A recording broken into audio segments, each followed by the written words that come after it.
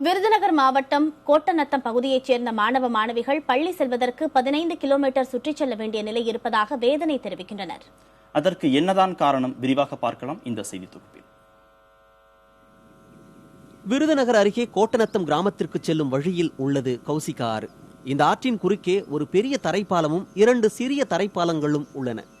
ராமசாமிபுரம், கோட்டநத்தம், ராமகுடும்பன்பட்டி போன்ற கிராமத்தில் வசிக்கும் மக்கள், கூலி வேலைக்கு செல்வோர், மாணவ மாணவிகள் என அனைவருமே தரைப்பாலம் வழியாக தினமும் பயணிக்கின்றனர். மழைக்காலங்களில் இந்த சிறிய தரைப்பாலம் முழுவதுமாக மூழ்கி விடுவதால் பல்வேறு இன்னல்களை சந்திப்பதாக கூறுகின்றனர் அப்பகுதி மக்கள். பாலம் ரொம்ப நாளாக இது பண்ணாங்க, எல்லா மக்களுமே இது பண்ணவும் இது முந்தால வேலை செய்ய யாரும் செய்யவில்லை. செய்யாமல் தடுத்து நிப்பாட்டி கலெக்டர் ஆஃபீஸ் மனு கொடுத்துருக்காங்க. எங்களுக்கு இந்த பாலம் எங்களுக்கு தேவை கண்டிப்பாக. அது கூத்திர மலைப்பட்டி வரையில் இந்த ரோடு எங்களுக்கு போகணும், வேலை வெட்டி பிழைக்கணும், அது பொம்பளை உள்ளே போகணும் வரணும். அதனால் எங்களுக்கு இந்த ரோடு கோரிக்கைக்காக நாங்கள் வந்தோம்.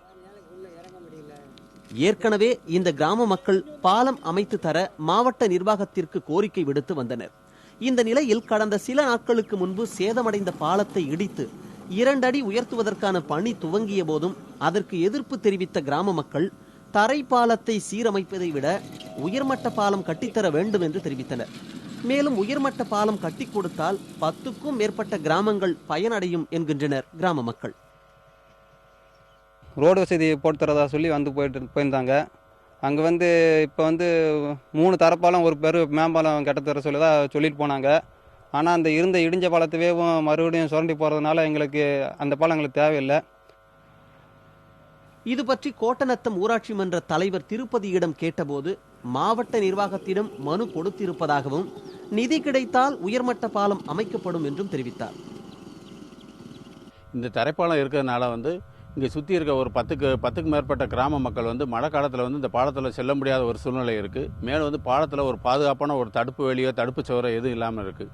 இதனால் இந்த மக்களோட நீண்ட நாள் கோரிக்கை என்னென்னா, இந்த தரைப்பாலத்தை அகற்றி மீண்டும் இந்த தரைப்பாலம் சீரமைக்காமல் உயர்வாலமே கட்டித்தரேன்னு சொல்லி கோரிக்கை விடுத்திருக்காங்க.